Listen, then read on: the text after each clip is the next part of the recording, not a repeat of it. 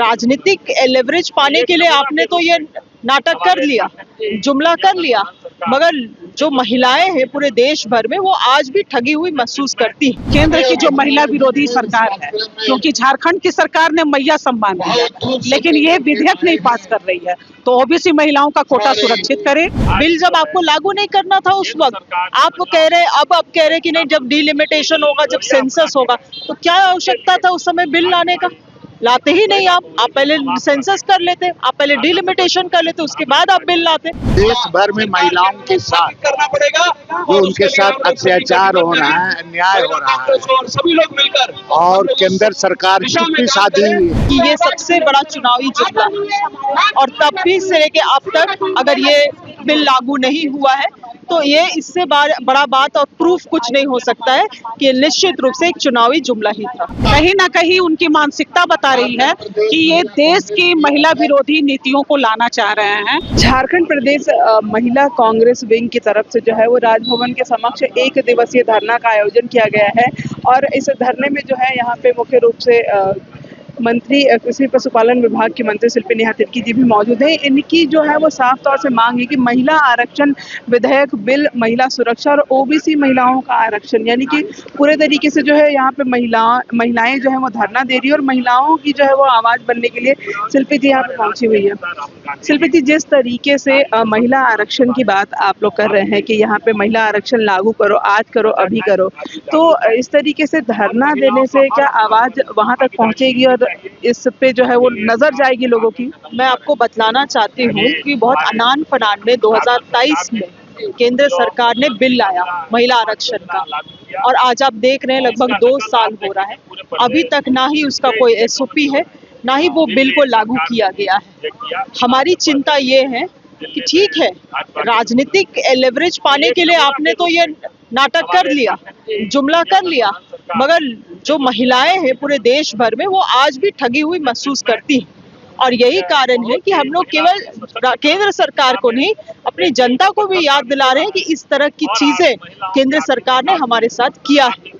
अनान Fanon में bill जब आपको लागू नहीं करना था उस वक्त आप कह रहे, अब आप कह रहे कि नहीं, जब डिलिमिटेशन होगा, जब सेंसस होगा, तो क्या आवश्यकता था उस समय बिल लाने का? लाते ही नहीं आप पहले सेंसस कर लेते, आप पहले डिलिमिटेशन कर लेते, उसके बाद आप बिल लाते।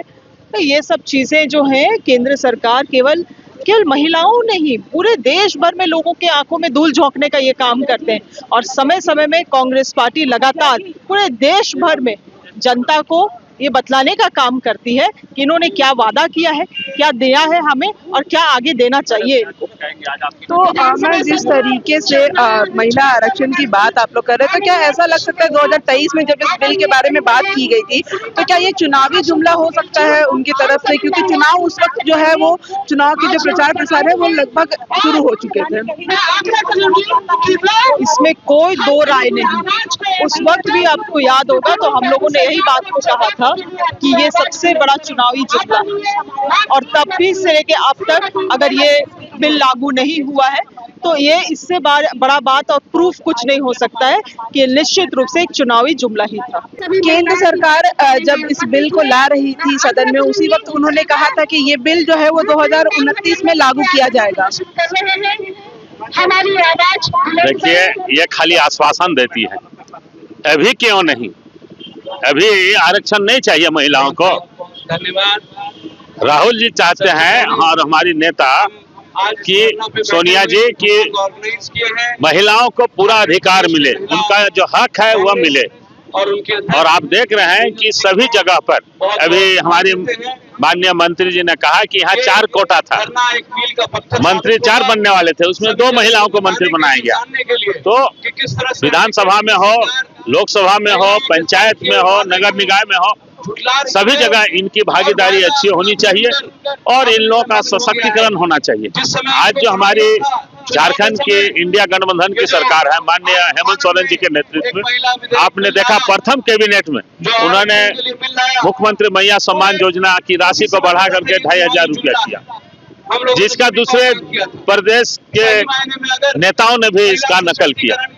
तो आज जो है महिला को आर्थिक स्वावलंबी बनाने के लिए, उनके सशक्तिकरण के लिए यह महिला सम्मान योजना एक मील का पत्थर साबित हो रहा है। तो आज हमारे कांग्रेस पार्टी महिलाओं के सम्मान के लिए, महिलाओं की सुरक्षा के लिए, महिलाओं के आर्थिक विकास के लिए कटिबद्ध है। सरकार केंद्र में नहीं, क्या महिलाएं जो हैं वो आरक्षण अगर महिलाओं को पूरे तरीके से दे दिया जाता है तो क्या सिर्फ आरक्षण दिलवाना महिलाओं को सशक्त बनाने के लिए सही रहेगा, या फिर महिलाओं के आरक्षण के लिए और भी कुछ चीजें होनी चाहिए? कि महिलाओं का सशक्तिकरण करने के लिए आरक्षण भी एक हिस्सा है, उनका हक बनता है, तो महिलाओं को उनका हक निश्चित रूप से मिलना चाहिए। और दूसरी बात है कि आज देश भर में महिलाओं के साथ जो उनके साथ अत्याचार हो रहा है, अन्याय हो रहा है, सभी लोग मिलकर, और केंद्र सरकार चुप्पी साधी हुई है कि केंद्र में कांग्रेस की चाहे पार्लियामेंट चुनाव हो, चाहे किसी राज्य का विधानसभा चुनाव होता है, तो जिस तरह से भारतीय जनता पार्टी बड़ी बड़ी बात करती है, पूरे प्रदेश से, लेकिन उसको इम्प्लीमेंट उनके द्वारा कभी नहीं होता, विशेषकर महिलाओं का। कांग्रेस पार्टी लगातार इस पर संवेदनशील रहते हुए महिलाओं के उनके हक में, उनके अधिकार के लिए लगातार आवाज उठाती है, और उसी के क्रम में महिलाओं को न्याय दिलाने के लिए आज यहाँ पर इस तरह का कार्यक्रम, धरना प्रदर्शन किया जा रहा है। केंद्र सरकार को जो आप लोग हैं वो धरना दे करके जो है वो बता रहे हैं कि जल्द से जल्द जो है वो महिला आरक्षण बिल लाया जाए, लागू किया जाए। अगर जो है वो केंद्र सरकार ने पहले ही कहा था कि वो 2029 में इस बिल को जो है वो लागू करेगी, तो ऐसे में ये धरना प्रदर्शन दे करके क्या सही है?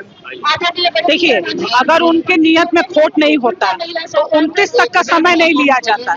सदन में कार्यवाही चल रही है और जब महिला विधेयक की बात हो गई है तो फिर पारित करने में कहीं दो मत होनी ही नहीं चाहिए थी। कहीं ना कहीं उनकी मानसिकता बता रही है कि ये देश की महिला विरोधी नीतियों को लाना चाह रहे हैं, क्योंकि हमारी राष्ट्रीय अध्यक्षा जब थी, हमारी नेत्री श्रीमती सोनिया गांधी, उस समय वो बिल लाई, उस समय ही पारित हो जाता जब कांग्रेस की केंद्र में सरकार थी, लेकिन भाजपा के नेताओं ने विरोध किया और इसका हम पुरजोर विरोध कर रहे हैं।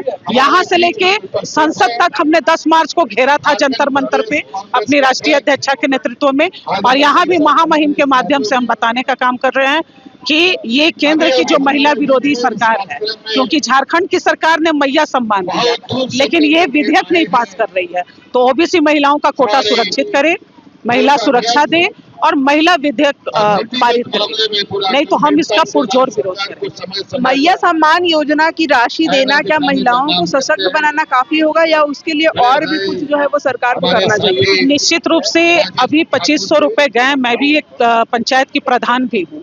मैं जब वहाँ जाती हूँ तो बहनों के आंखों में मैं खुशी देख रही हूँ। निश्चित रूप से ये प्रयास है, और भी बेहतर होगा, और वर्तमान की सरकार ये योजना बना रही है, लेकिन ये कांग्रेस और महागठबंधन सरकार छोड़कर भाजपा में ताकत नहीं थी कि वो महिलाओं को ये सम्मान दे सके। मुझे गर्व है कि महागठबंधन की सरकार है और मैं वहाँ की एक कांग्रेस की कार्यकर्ता हूँ।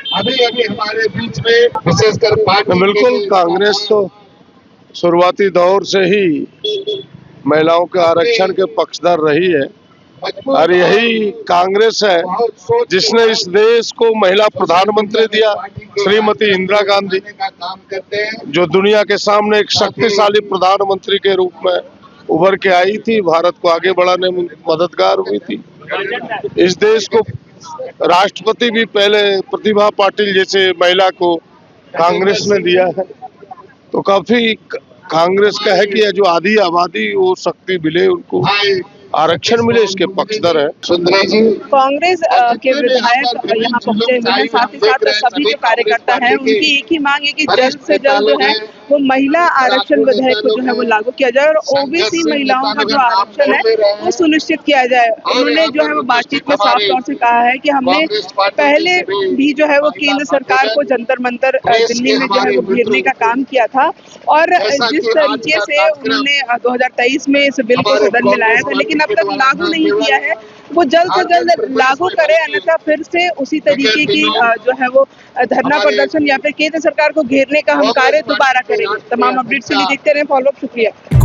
जहां 27 वर्षों के सफर में 17,000 से भी अधिक छात्रों ने डॉक्टर एवं इंजीनियर बनकर भरे सफलता की ऊंची उड़ान। जहां साधारण छात्र भी झारखंड टॉपर्स बनकर बना रहे इतिहास। दूरदर्शी शिक्षाविद श्री विपिन सिंह के मार्गदर्शन में मेडिकल एवं इंजीनियरिंग के लाखों छात्रों के लिए आशा की किरण के रूप में गोल नेशंस लीडिंग इंस्टीट्यूट। बायोम सिर्फ मेडिकल प्रिपरेशन का संस्थान। बायोम से लगातार दूसरी बार नीट यूजी में 700 मार्क्स पार। 10th पास स्टूडेंट्स के लिए फाउंडेशन कोर्स, 11th पास स्टूडेंट्स के लिए फ्रेशर कोर्स और 12th पास स्टूडेंट्स के लिए टारगेट कोर्स 17 अप्रैल से शुरू हो रहे हैं। कॉल 7360066190 और विजिट बायोम, circular road near women's college and Hinoo, Ranchi. TheFollowUp.in. Like, share and subscribe. www.thefollowup.in